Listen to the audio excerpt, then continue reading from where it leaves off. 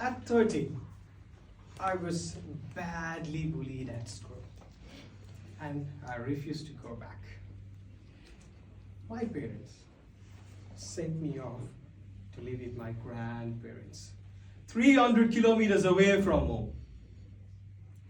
Contest chair, fellow toastmasters, judges, good afternoon. Good afternoon. My life at grandfather's house was horrible. But only one thing made me excited. The girl next door, Angel.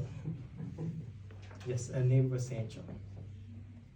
She was in same grade as me. But whenever I thought about talking to her, my knee would shake. So I decided to do what most of the teenagers do the best. Nothing.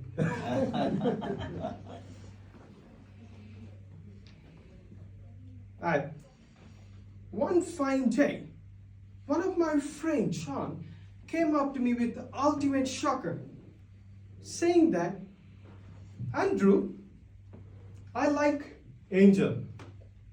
Since she's your neighbor, why don't you help me win her over?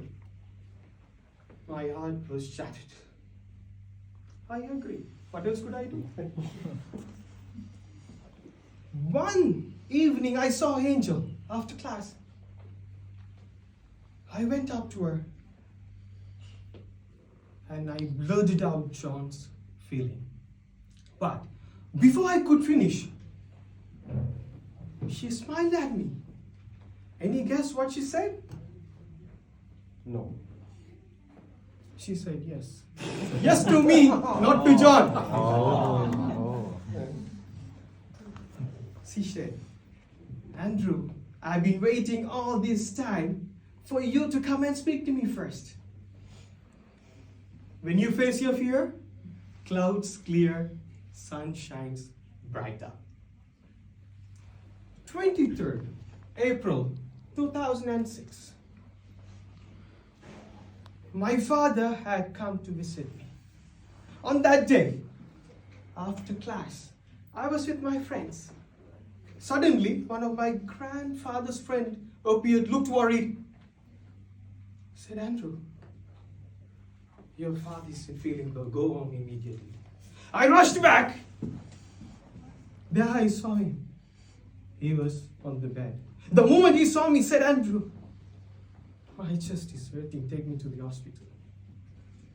As soon as we reached the hospital, straight up, they took him to the ICU. We were waiting for doctor's report. Dr. Wright said it was a heart attack.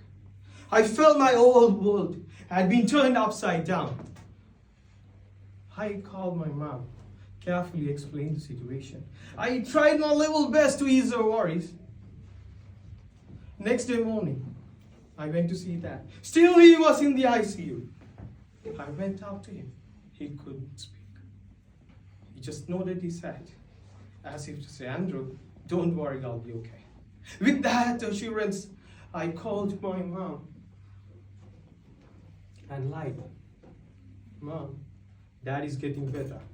And he had been moved from ICU to the ordinary ward. Don't worry, he'll be home soon. In the afternoon, while I was getting ready to see my dad, I got a phone call. Grandfather, Andrew, your father is no more. Fear gripped me like never before. How am I going to convey this to my mom? On the other hand, Mom was just a homemaker. 4 siblings and I were still in this school. How am I going to face tomorrow without my dad? Who will guide us? How are we going to survive without Dad's financial support? I started searching for a job. And I felt like every single interview, climbing mountain without shoes because I could barely form a proper sentence. But giving up wasn't an option for me. But luckily, one of my dad's friends who stepped in and helped me to get into a job training program where I saw Romaine Dyers. She saw something in me which I didn't see in myself. She patiently helped me step by step. She didn't just teach me English, she taught me confidence, how to speak, how to express myself, most importantly, how to believe in my own voice. She didn't just give me a job, she showed me a path, transformed my life. Here I am today, sharing my life story at the International Speech Contest. They say fear is a dark room where negative develop. But when I faced my fear, whether it was talking to Angel, coping up with my dad's loss, or learning English, I discovered fear is just like a paper tiger. It looks scary, but one brave step, it can tear it apart. So my dear friends, fear knocks on the door. Don't just let it in. Face it, fight it, and watching it fading away. Because on the other side of fear is your true potential waiting to shine. Over to you, Shane.